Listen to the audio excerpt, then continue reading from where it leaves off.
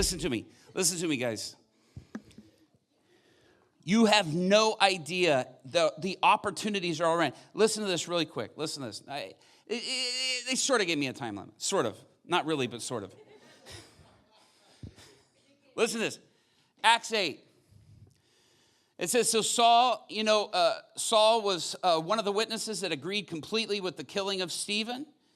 And this is the time when persecution breaks out in the church. It says, a great wave of persecution began that day, sweeping over the church in Jerusalem, and all the believers, except the apostles, were scattered. Now, who are the guys that heard the go ye?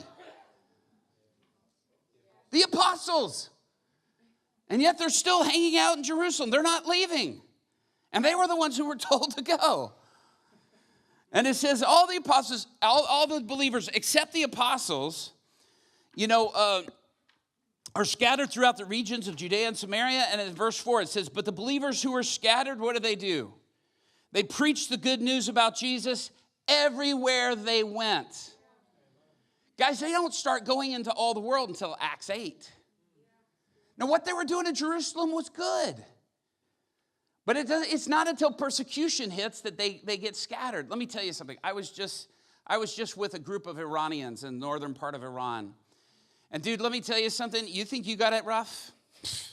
We got nothing. We have no troubles compared to, let me tell you, my friends. I was sitting with a man, and we were baptizing these guys. To be baptized, to be caught baptizing them would mean all of us die in Iran. And we're sitting there baptized, and I asked this one guy, I said, how many times have you been arrested? He said 3 times. He's been a believer for 7 years. He looks at me and he says, Robby, he goes, the last time they arrested me, he said, they made me sign my own death warrant, where I had to sign away that as soon as they caught me preaching the gospel again or praying for anybody again, that they could kill me on the spot if they found me. They didn't even have to take me to court. And he said, we want the permission to hang you wherever we find you doing this. And he said, and if this is the only way we can get you to stop, then we'll do it. He looked at him and he said, then hang me now. He said, I can't stop. He said, I can't stop the love, the joy, the peace I know. I can't stop telling everybody about that. I can't stop. Just kill me now. And he literally had to sign his own death warrant. And I asked him, I said, are you afraid to die? And he said, no. Next question.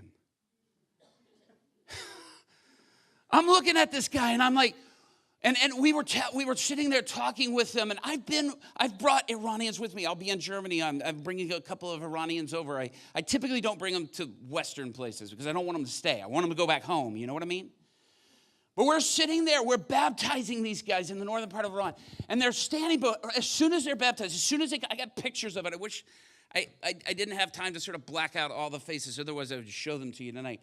But they're sitting there. As soon as they come up out of the water, they're like, all of my living, my death, every day from this day till that belongs to you. And even how I die belongs to you. That's what they proclaim when they come up out of the water. And I'm sitting there going, oh my goodness, can you imagine if we had that in the West? 100,000 Iranians every weekend fast and pray for revival. 100,000 for revival to break out in Iran. And guess what? It is. It is. I spent 2 days with them, teaching them, talking about healing, we were hit, when these guys went out on the street, man, they were like lions. And I'm like, guys, the secret police are watching us. You know, you probably should go a little bit slower, a little bit. And they're like, no, this is too good. And I'm like, man, we need that. Can you imagine if we had that here? And they're like, why? They're like, Robby, why does the church in the West not do this enough? And I said, because of fear. And they're like, oh, fear of being killed.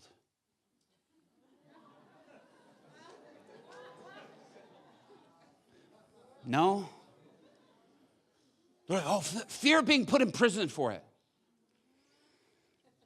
No. Fear of what? Fear of being laughed at. And they're like, that's it? And I'm like, yeah. goodness, guys. When you think of this, think of the opportunity you have. When you go tomorrow to share with a coworker, think of that. Think of that. I don't say that to make you feel bad. I say that to make you feel stirred in your spirit.